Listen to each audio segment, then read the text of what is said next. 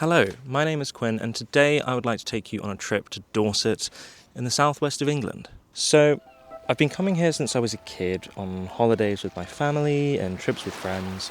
It's always felt like an adventure, even though it's only a few hours away from my house.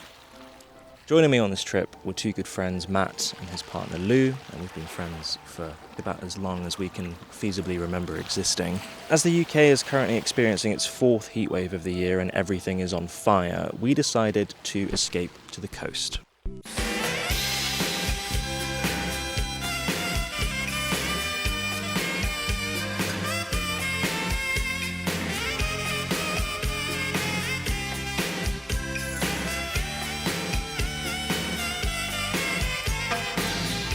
You see, Dorset is home to a stretch of coastline known as the Jurassic Coast, filled with some truly incredible geological formations, the product of hundreds of millions of years of squishing and squashing that have created these beautiful formations in the land. So within the Jurassic Coast, around the Jurassic Coast, there are two sort of key locations that one should visit, those being Lulworth Cove and Durdle Door.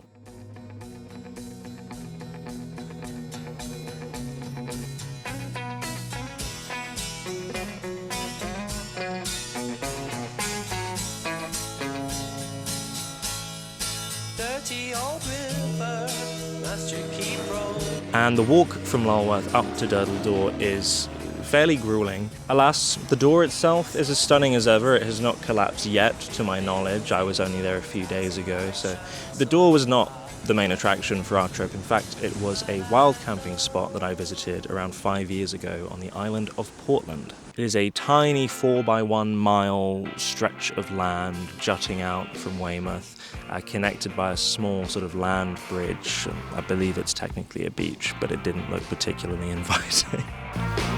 It's home to legends of pirates and smugglers and sailors and all sorts, and also a lot of quarries, a lot of stone. Portland stone is a real thing. Portland stone is big. Before heading over to our campsite for the night, we decided to make a little ceremonial stop off at Portland Bill, which is this famous red and white striped lighthouse which sits at the southern tip of the island. You know what you're getting, it's a lighthouse. It's nice to look at. Presumably it's helping the sailors. It's not much use to us on the land, because if we were boats we would be screwed at this point. But nevertheless, it is a nice place to visit. Looking out towards France, we were greeted by this beautiful evening murmuration before we hopped back in the car to get set up for the evening.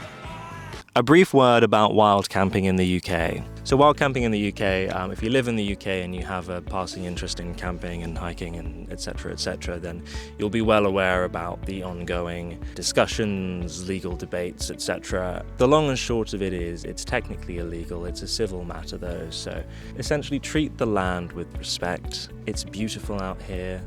Wild camping, I would highly recommend it if you get the chance. It gives you a new appreciation for the place that we live in. It's a beautiful place. It's made to be enjoyed, I think. Especially nowadays, I think it's wonderful to get outside, get off the fortnight and get into the field for the night. Anyway, that's my brief interlude about wild camping. Respect the land, don't be a twat, enjoy. The campsite that we were staying at sat at the bottom of the cliffs on the western side of the island. A rope system had been put into place to help descend the steep banks down, which were gratefully accepted when lugging down our heavy packs full of yummy things for the evening.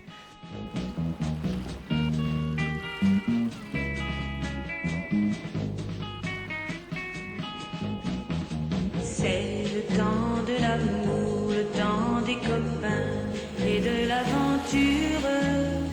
Quand le temps va et vient, on ne pense à rien malgré ses blessures. Car le temps de l'amour, c'est long et c'est So pretty.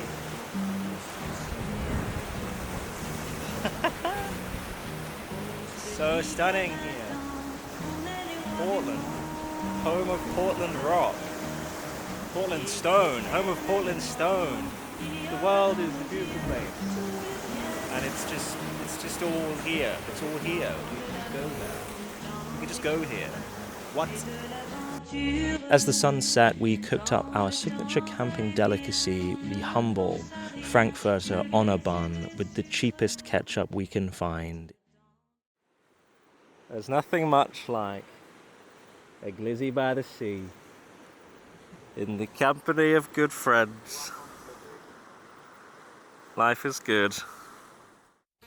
With the last of the evening light fading, Matt and I sat out on some rocks and we tried to catch a glimpse of the Perseids meteor shower, which is currently happening. It's yet to peak, and we didn't manage to find any. This is home for the evening. I think we've done all right for ourselves, you know.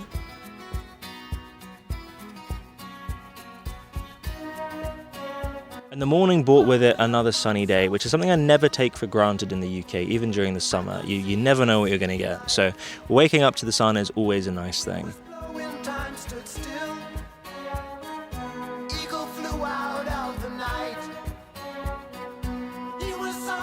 We then took a short trip over to the other side of the island to look across the boulder fields, before heading back across to the mainland and across the south of England to the New Forest, where we fancied a spot of lunch on our way home. Had no choice. I did not believe the information. Just had to trust imagination. Now, what makes the New Forest special is the fact that they have a whole host of animals and woodland creatures roaming freely through the towns and villages. And in Bewley, this tiny little village that we wanted to stop in, the horses had decided to overtake the road for the afternoon. To keep in silence, I resigned. My friends would think I was a nut. Turning water into wine. Not sponsored by Stokes, but if you'd like to sponsor, get in there. How do you feel about the chips? They are good. Nice. I feel happy about this. The thing is, here the horses kind of take precedence, and so they had created a very long traffic jam through the village that ended up with this brave lady having to step up and save the day. Although, being a Land Rover driver, she only cleared the lane affecting her vehicle, and everyone was on their merry way. There was only one thing left to do before we made the final leg of the trip back home. Get some New Forest fudge. I don't have anything else to say. It's bloody delicious, and you'd be very silly to miss it. Well, that's the trip. That was it. 2 days. 2 days is all you need, really. I think it's so wonderful to get out and explore the place that you live in. There's always something interesting happening, and if there isn't, then you can make something interesting happen. Get outside, touch some grass. It's very good for you. It's good for the mind, I will say that.